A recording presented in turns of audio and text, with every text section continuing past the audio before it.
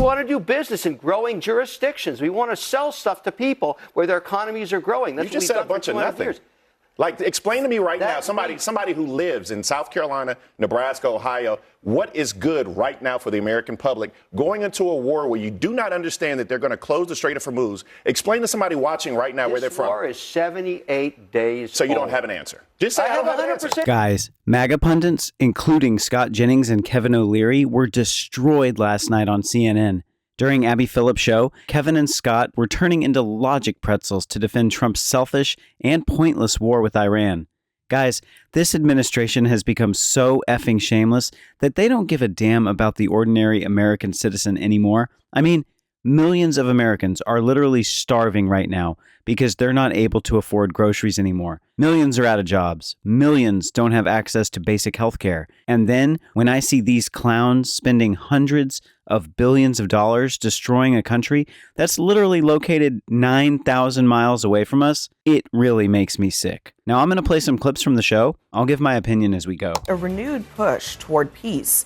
In the next 24 hours or so, Iran is expected to respond to the United States' proposal to end the war.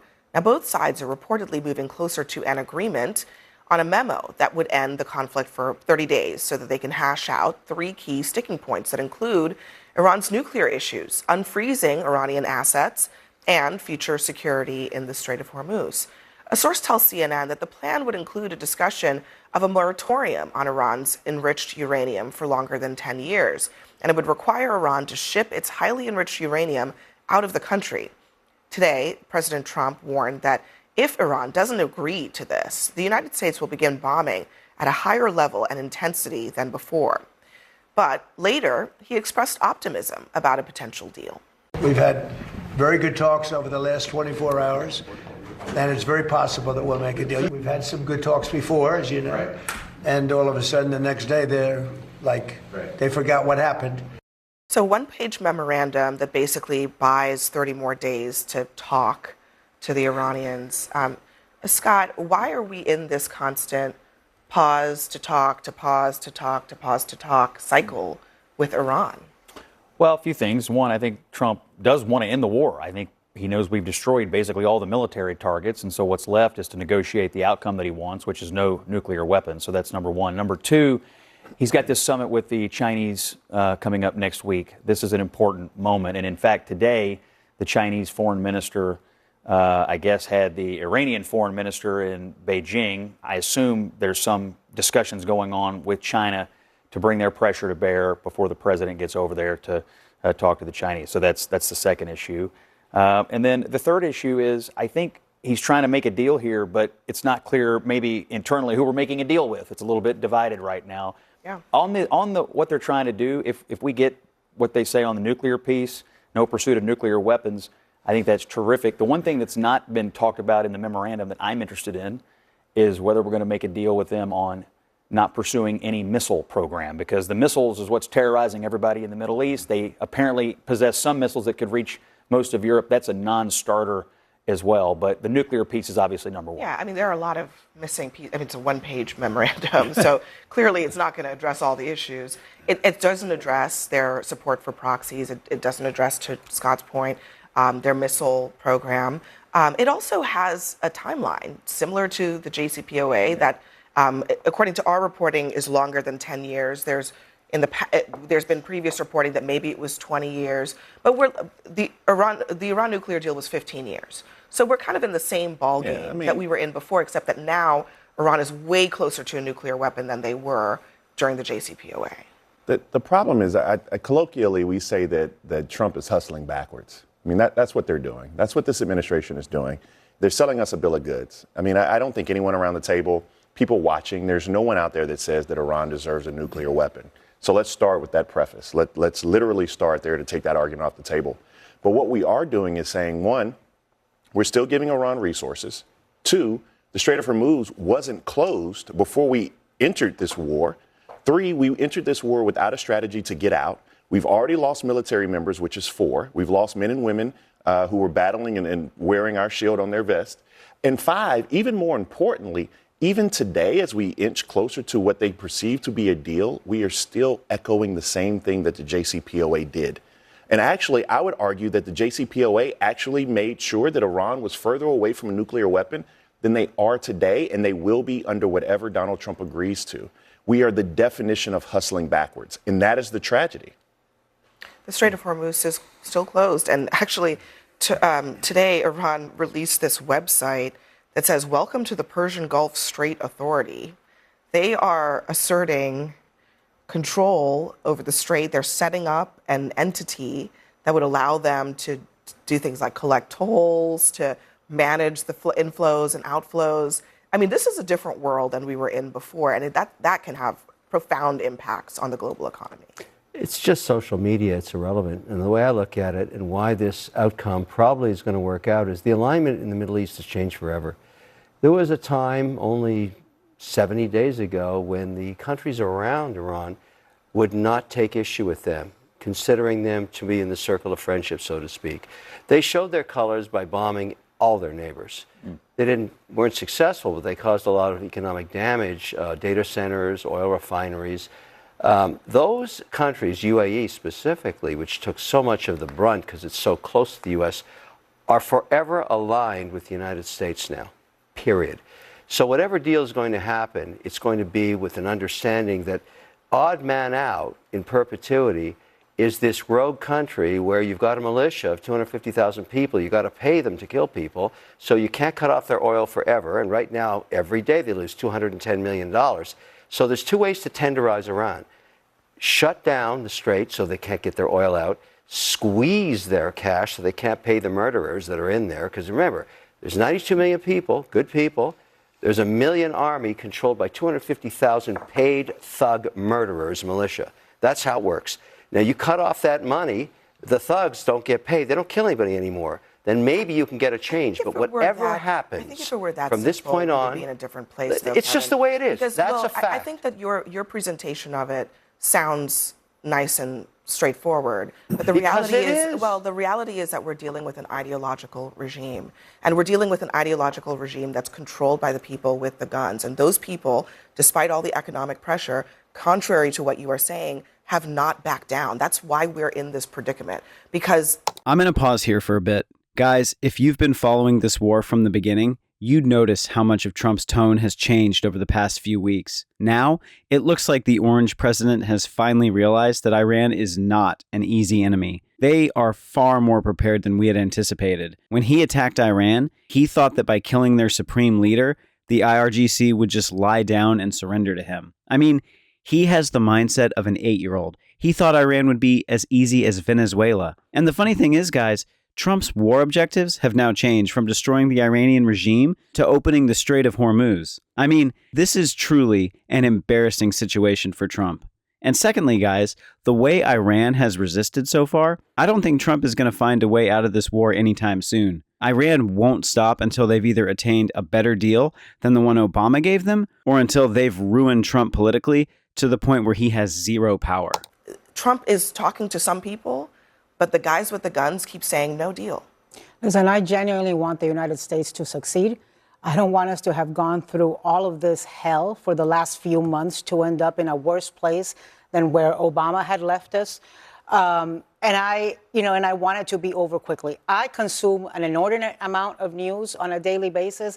I can't keep up with what's going on because I feel like you wake up in the morning, you read something in the newspaper, then by mid-morning, the White House spokesperson or Hegseth or Rubio have come out and said this thing is over. 2 hours later, Trump is tweeting the opposite. And then in the middle of the night, he'll wake up and he'll tweet out some sort of meme that makes absolutely no sense. In the meantime, you've got the Iranians giving him playing from the same hymnal, doing memes of Legos and tweeting things out on social media. I feel like I have heard, I don't know how many times now, in the last, 2.5, 3 months, that this war is almost over, that we are close to a deal. I hope we are close to a deal, but at this point, until I see that deal, I don't know what we're talking about. President Trump let me just play what he said today about how this naval blockade has been working.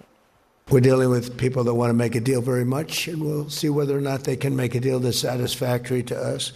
We have it very much under control. The blockade is unbelievable. The Navy's been incredible. The job they did, it's like a wall of steel. He keeps saying that it's very much under control, but it's not. There's no traffic through the Strait of Hormuz. And in fact, yesterday, they were going to escort ships, and then they abandoned that plan after regional partners, including Pakistan and other regional countries, said, let's stop doing this because they were coming under fire from Iran. Yeah, sure. Look, this is complicated. The JCPOA took 20 months, almost 2 years of intense negotiations back and forth. 6 months in, they thought they were close, and then it took another 6 months. They thought they were close, and it took almost 2 years. And so I think sometimes this is complicated stuff. I know there are different positions about whether or not the conflict should have even started. People can argue that. But I think at this point, we can't look backwards. And so I think the American people just have to understand that this is going to take time. Yeah, this is not going to happen overnight. But that's also well, the 30-day memorandum is to stop the ceasefires for 30 days. In order to but the actual negotiations themselves aren't going to occur in 30 days. Yeah, but it also buys him time not to have to go in front of Congress. But also putting a timeline Trump on it doesn't make any sense because, to your point, it could take. Well, it could take a year and a half. But Donald Trump also lied, and I think that people like let's call a spade a spade. I mean, Donald Trump, when he announced this war in Iran, simply said that he talked to the Iranian people and said, take control of your government. Then 7 days later, he said, this is going to be over soon. I mean, he continuously comes out here and lies not only to our face, but to the world partners. Did you think this was going to be over soon? Because I know better. We know better. Okay. But not only that, when he first came out, he said that this was going to be about regime change. Then they changed that messaging. But now you're saying, and one of the things Michael just said is that the American people are going to have to just somehow get over this. No, that's no. I said they have to understand the complexity of this. This is not going to happen in 30 days. Correct. This takes a lot of time. The difference between that assertion and the JCPOA is that during the JCPOA negotiations, you weren't having farmers in the middle of America struggling to afford fertilizer. You weren't having airlines that were having to go under because of the rising costs of fuel. Well, you weren't having people. Spirit was more complicated. Well, don't worry, JetBlue is coming. JetBlue is coming. Don't worry about that. But you also weren't having people having $5 and $6 a gallon at the pump. See, that is the difference between the JCPOA and what we're doing right now. That doesn't change the fact that this is not going to happen in 1 month. Well, I guess that's my point. Thank you for telling the truth. I'm with you. I agree. I think you're totally right about that. But the problem is that the president is not sending that message to the American people. Every day he wakes up and he's like, we're almost getting a deal. And if you believe that, which I think at this point you should know better, but if you do believe that, then I think you will be surprised when it probably doesn't happen overnight. It doesn't happen in 48 hours or 72 hours or 10 days or whatever timeline he has decided to put on it. Yeah, I don't know when it's going to end. I don't know when they're going to come to their senses. I mean, look, eventually the president's going to have to decide what the timeline is on his patience. I think he's showing some restraint right now and some patience with them. I mean, they have kind of violated the ceasefire. They've sent these little boats out and they've fired on our partners in the Middle East. The president has showed restraint because I think he believes in the diplomatic process that's going on. I agree with Michael. It may take some time. Should he level with the American people about truly how long this could take? And if it does take a long time, how long we could be living with a global economy that's being held hostage by Iran? I mean, the truth is he probably doesn't know, A, because we're dealing with a fractured government, and B, we're dealing with folks here who, let's be honest, aren't the best faith operators. And so I think, look, however this ends and whenever it ends, one thing has to be true. Complete and total victory, which comes in the form of saying they will never have a nuclear weapon. Whenever he gets to that point, then it will be a success. Does never mean a 10-year timeline. If it's 10 years or 15 years for you, that's not complete victory? Well, what I read today was that there would be a moratorium of maybe 15 years, and that the Iranians would also agree to send their 970 pounds of enriched uranium to the United States, and that they would promise to not pursue any weaponization. If those three things happen, that's victory. But I would just say quickly, guys, what really makes me sick is that not a single MAGA voter has the balls to ask their leader why he attacked Iran when the Pentagon had clearly warned him that Iran would never attack America unless attacked first. I mean, 14 soldiers are dead because of the bad decisions of one man. Who's going to answer to the families of those dead soldiers? They died for nothing. This whole administration is just full of cartoonishly stupid people from top to bottom. None of them are qualified for their positions. They can't think anything through and can't see the potential consequences of any of their actions.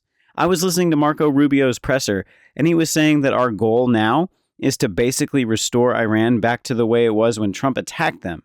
I mean, this is a clear acceptance that we effed up, and now we don't know what to do about it. Abby, to your point about the rise in oil prices, you talked about this, Bakari. I mean, a part of having a 30-day ceasefire is in those negotiations, you're going to, I assume, argue for them to open up the Strait of Hormuz, because it is going to take at least 90 days, maybe even longer, to see oil prices begin to drop again. And so that has to be a part of that negotiations until you get to an ultimate. Why was that not? Can somebody explain to me, like I'm a fifth grader, like why was the shutting off of the Strait of Hormuz not actually something that Pete Hegseth and the rest of them thought about prior to? I'm supposed to know. I'm just asking. Explain it to me, please. Because the Strait of Hormuz is how Iran gets income. We know that part. So but his question, my question is, why did we not anticipate them shutting it off? Like, if you're going to war with somebody... didn't. I have no idea. The strategy was to go in there and change the dynamics in perpetuity.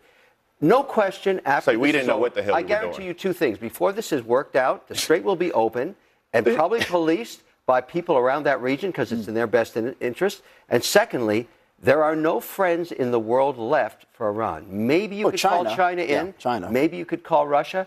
But these are rogue nations. And what Trump has done, whether you like it or you don't, he's changed the axis of power there. Because at the end of the day, this is good for that region. That region has such potential and growth, and you could see it in Dubai. Explain to me what's good right now. Explain to me right now as we sit here what's good for the American public. We want to do business in growing jurisdictions. We want to sell stuff to people where their economies are growing. That's you just said a bunch of nothing. Years. Like, explain to me right now, somebody who lives in South Carolina, Nebraska, Ohio, what is good right now for the American public going into a war where you do not understand that they're going to close the Strait of Hormuz? Explain to somebody watching right now where they're from. This war is 78 days So you don't have an answer. Just say I have don't a have 100% answer. What's the answer? You make stuff in North Carolina, you make stuff in South Carolina, you have to sell it to somebody. You want to ship it to countries where they can afford it. Guys, it is really mind-boggling that the MAGA base all of a sudden is now okay with 10, 15, or even 20 years in Iran. I remember when our forces were fighting the Taliban in Afghanistan, these people were screaming like hell. They would not shut up about the war. They were like, Democrats are getting our sons killed in Afghanistan. But now, look how the tables have turned. MAGA has suddenly become pro-war after getting betrayed by their leader.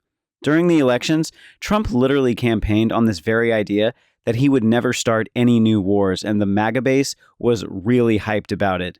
It was their main talking point against Democrats. But now, 9 out of 10 MAGA voters support this war. I mean, this is peak hypocrisy, guys. The sooner everyone else realizes this, the better. Republicans have no actual values. They have no principles, period. They stand on nothing. Their leaders are unscrupulous and move the goalpost on reason daily. And let me start that over. They stand on nothing. Their leaders are unscrupulous and move the goalpost on reason daily, if not by the hour.